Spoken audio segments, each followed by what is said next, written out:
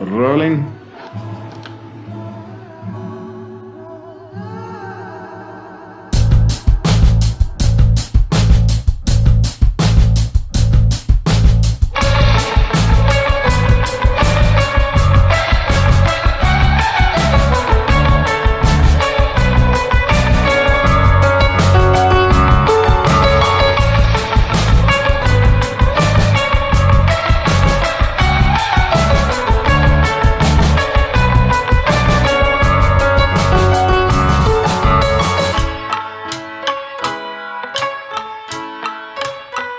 Welcome in, friends from around the world, to another episode of the Catch the Sky podcast. This is your host, Sweet Tea, with Saif. It's good to be here. And speaking of friends, tonight's episode is going to focus on friends. What exactly is a friend? How many of us have them? Ones we can depend on. I get by with a little help from my friends. I get high with a little help from my friends. So this episode is going to be about friends. Friendships versus acquaintances, what we can expect from our true friends, and things of that nature. Saif, anything else you'd like to add? 'Cause I've got friends in low places where you gotta be careful with copyrights. We have to be very careful with copyrights. I don't want to get sued because obviously when this kitten starts prowling on the microphone, things start to happen. You know who you are, my karaoke fans. Barry Manilow, what up? You know what, T? Yes, I am so excited to share in this subject. I struggle with this myself. Who to keep, who to kick out, who to love, who to dedicate more time to, who to play with, who to take to the game, the show. I've definitely been a shitty friend to a lot of people, and for that I am deeply sorry. But at the same time, if you're listening to this voice, then there's a chance that at one point or another, I have influenced and inspired you. And please know that I'm just trying to handle biz, and baby, that's how it is. Yeah, I've definitely struggled with knowing when to let go of certain relationships or at least take a step back. I always want to hold on to everything, and it just doesn't seem like it works out that way. And so I've been trying in vain against my best efforts. And for whatever reason, the past day or two, I'm just clicking. So some of our podcasts are going to be a lot more high energy than people are used to. I told you I'm a one-man wrecking crew. We've kind of ridden this roller coaster of 2020 and then 2021. We talked about death. We've lost, and we're trying to let go. So I'm burning bridges. I'm burning I'm burning bridges left and right, lighting the way forward. I'm blowing bridges on the Tigris. Hold on. I'm blowing bridges on the Tigris. Letting bombs off. No, that's not it. That's not it. I'm blowing bombs on the Tigris. I'm spilling in the Euphrates. I wonder where another 4 years will take us. That's how it went. I had a little line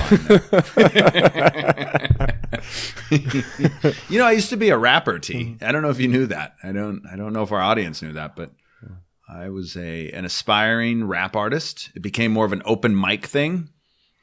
Patriots act. Uncle Sam, get off my back. They went after the blacks, the reds, the browns, the yellows. Now they come looking for this Arab fellow. You know, stuff like that. I think your skills as a rapper correlate about as good as your skills as a sex worker do. So many jobs.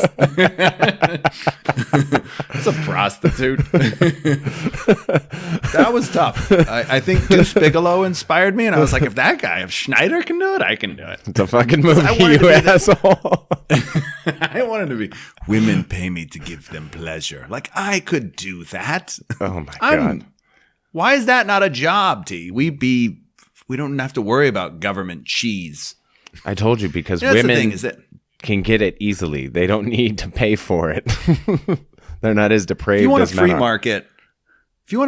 market, open up the economy. If you want a full-on free market, open up everything. Let everybody hustle, including prostitution, drugs, everything. Tired of this bullshit.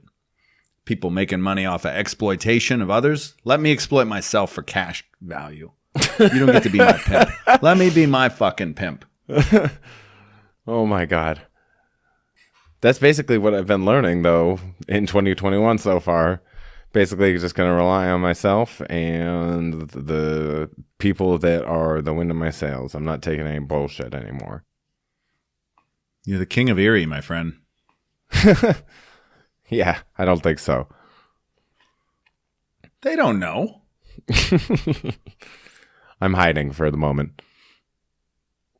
So all that matters is me, the animals, and anybody that's trying to help my business ventures, and you. And I think that kind of ties into what we're talking about tonight in friendship. What does one consider a friend? What would you consider a friend? Ones you can depend on. That's it? Ones you can depend on. Friends. For me, someone who loves me unequivocally, even when I fuck up, even when I hook up with their sister, even when I demean them in an elitist way because I think I'm smarter than they are, even when I insult their wife, even when I say stupid shit. And I'm working on that. And I think we all are. So I appreciate those friends who are patient with me. How about you, T? What do you think a friend is? Well, Seneca, the Greek philosopher, would define a friend as somebody that you would only tell things that you would tell yourself. And I think that's a good interpretation of it, because if you have that level of trust with somebody that you can tell them anything that's on your mind and know that you're going to get valid and intelligent and not driven by anger or anything that's going to push you or the other person away, then I think it's a good opportunity for you to actually have those in-depth conversations that allow people to grow intellectually and emotionally. Kind of like what we do here on a week-to-week basis. Yeah. Some of this reminds me of the Johari window. It's a quadrant, and it's how we perceive ourselves and how we perceive how others perceive us, right? And so there's things that we know about ourselves, and there's things we don't know about ourselves. So we think we're being perceived a certain way, but other people are perceiving us another way. Some things that aren't even known to us at all, just completely unknown, not even to ourselves or others. Just like that deep, deep, deep inner person. And then you have things that are known to you, but not known to others. And those are things that we kind of keep buried in us. But we create something that's open. You know, we're presenting an image that we want to the world. And anytime I've ever asked someone to tell me about my blind spots, things that I don't notice about me that they notice about me, one thing that always came to mind is I always had like a quirky laugh, and I became very self-conscious of this. So I always appreciated when someone would share these things, such as I have a booger in my nose, so that I don't have to go out there and be embarrassed. Because again, I'm trying to create an image, but at the same time, it's like, why can't I have a booger in my nose? Why can't I have a goofy laugh? Why can't I just be me and not have society put so much constraints on who I am? I got you. Nobody likes the booger kid. And I think it's exactly the way that you just described it.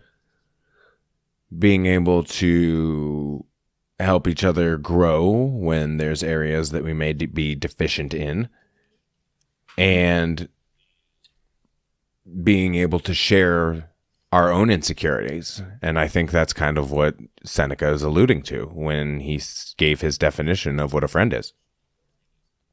We're breaking out Seneca the philosopher on the Catch the Sky podcast. Is that what's happening? Yeah.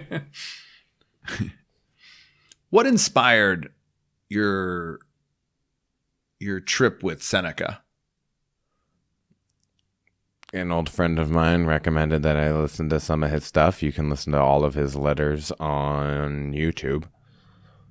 And so I listened to several of them, and this was one of them.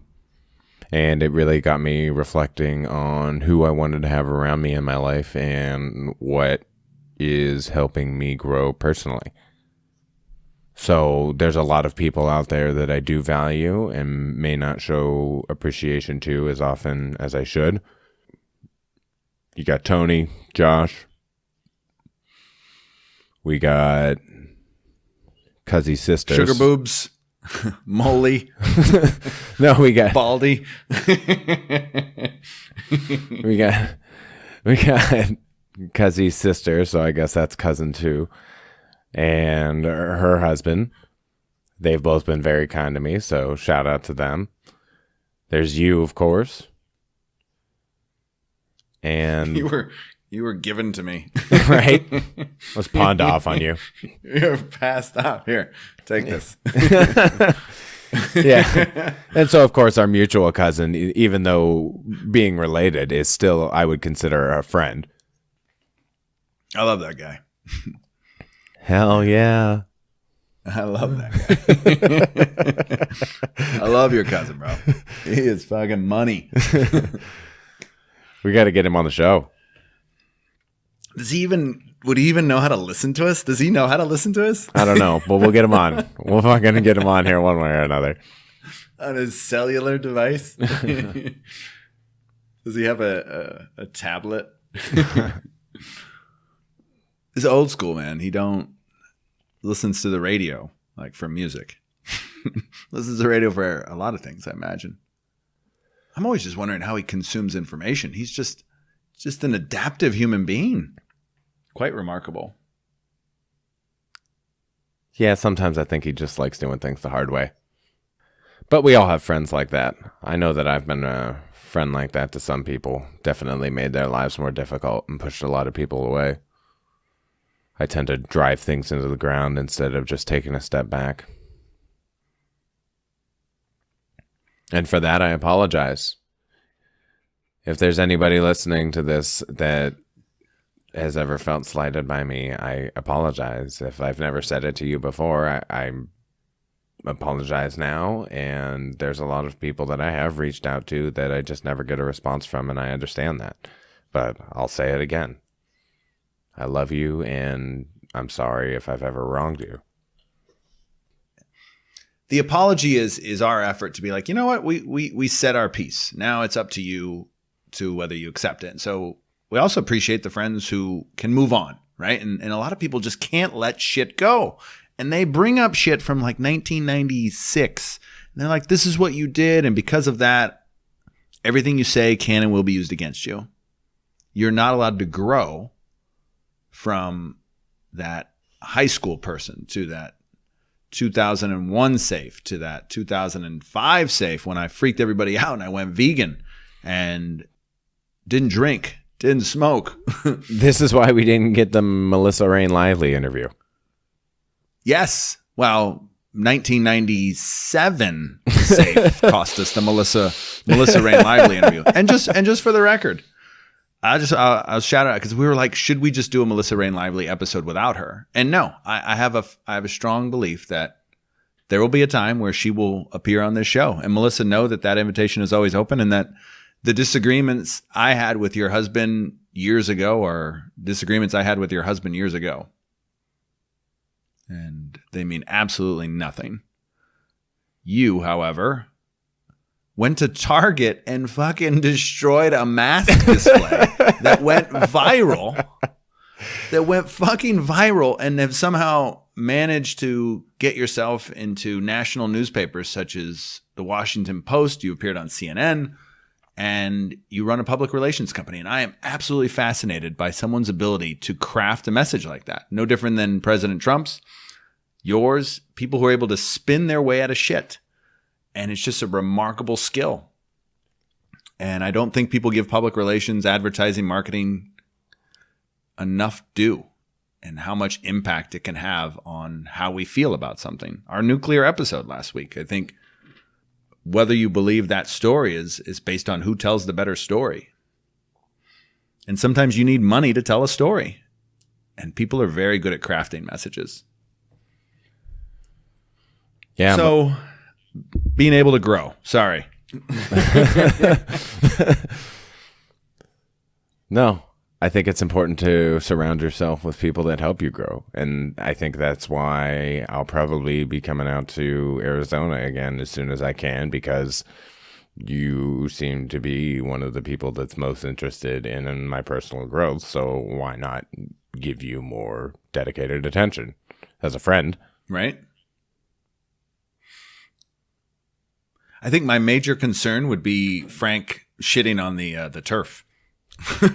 would be that would be my major concern. I think we could train him eventually. Yeah, he's oh man. We need a pandemic puppy episode soon. Another one? Another one. Absolutely. Jesus Christ. I did get in touch with Frank's last owner, or the daughter of his last owner. His last owner passed away with Frank in his lap. Okay. Wow. Frank was young. It's part of why he has separation anxiety, and I don't blame him. But that's why I love him so much. He's a little misunderstood, but that's all right with me. With you, he's an angel, though, right? No, you saw him in the car.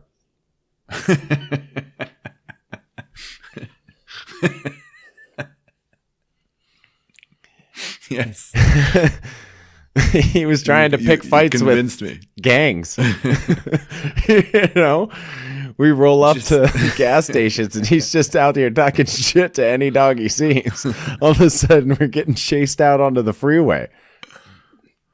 Didn't he set off the car alarm, or was that me? I forget. Probably you. I think it was probably me, but I was like doing it to try to help him. And I left your car on like 3 different times. I can't tell when it's turned off. Yeah, the last time I figured every time I came, it was like, something's wrong. Something's off here. Oh, the car's still running. That's why. It's a remarkable piece of equipment. Yeah. If it wasn't for the remoteless key, I would have locked myself out of this damn thing. It's 28 times. Oh my gosh. But I think a friend is someone who understands you're going to grow, and you accept their growth, you adapt to their growth, and everybody kind of is a willing participant in this process. And I always am understanding that people get tired, need to move on, need to go do something else. Sometimes I have to move on and do something else. There's obviously limits to friendship. And I don't think people take it very well.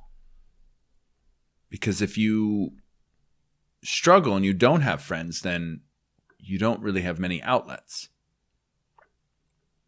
That's how I feel. What are some outlets you engage in that don't require socially interacting? Exercising.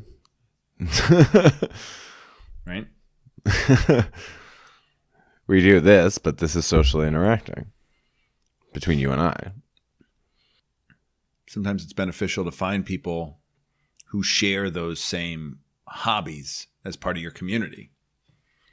Yeah, it makes you feel like you're investing your time into your passions a lot more. I didn't know how to frame this, so I'm going to need your help with this. From The Office, having a shirt guy. Dwight has a shirt. Is Dwight that has a shirt guy? Yeah. So I almost view friendship a lot of ways in that way. Like when it comes to podcasts, I got a podcast guy, right? And when it comes to backpacking, I got a backpacking crew. When it comes to people who want to go see the ballet or people who want to do a night at the symphony, there's certain people that I know I can call on. And so my bottom bitches, you know what I mean? Yes, this is what Seneca would define as acquaintances. You have an acquaintance for hiking. You have an acquaintance that you would attend the ballet with. These are probably not people that you would share your deepest thoughts with.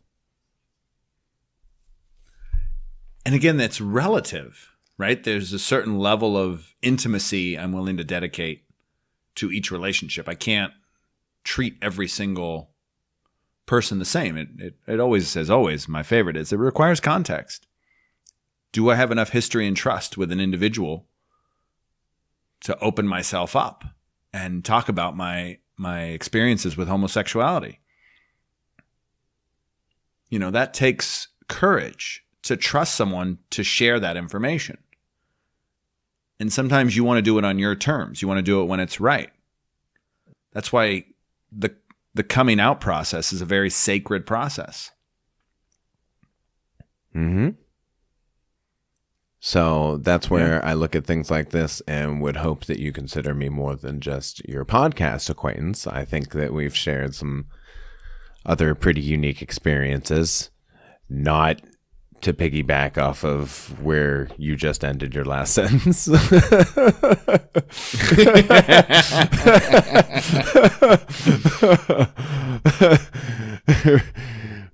But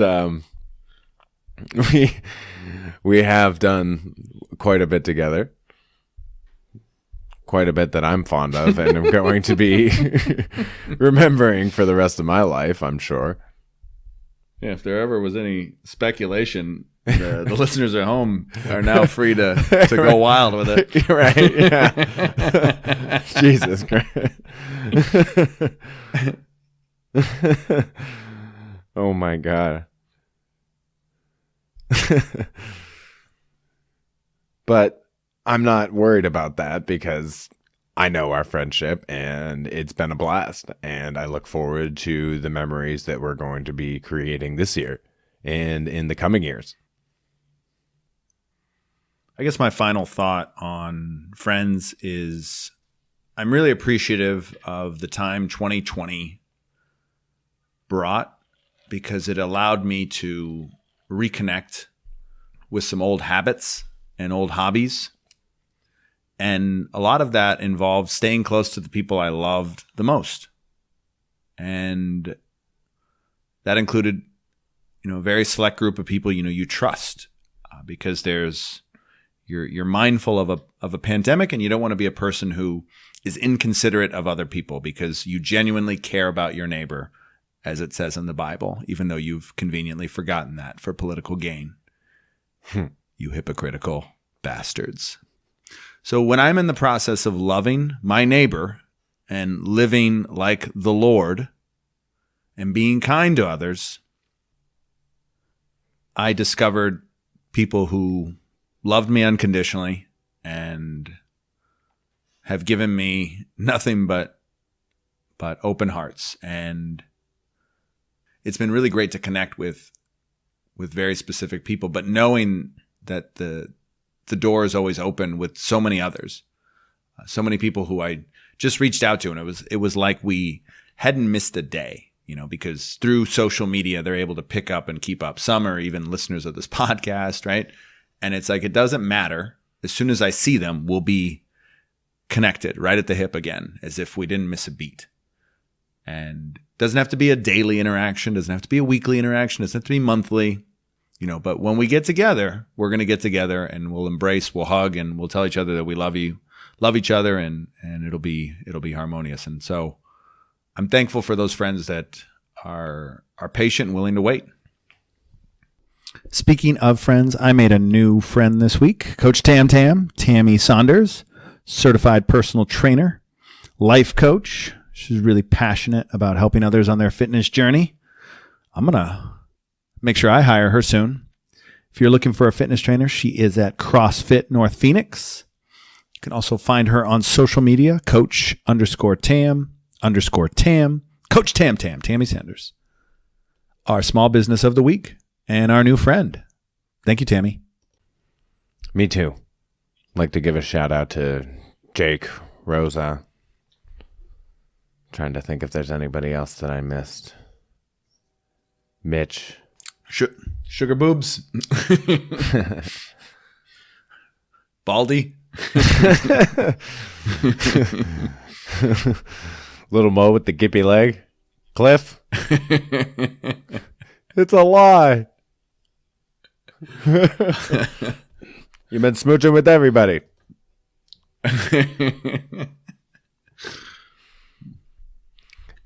Well, as always, you can interact with us on Twitter at CTS Terry or on Facebook or Instagram by searching for the Catch the Sky podcast. Be sure to hit the like button to stay up to date with everything that we're doing there.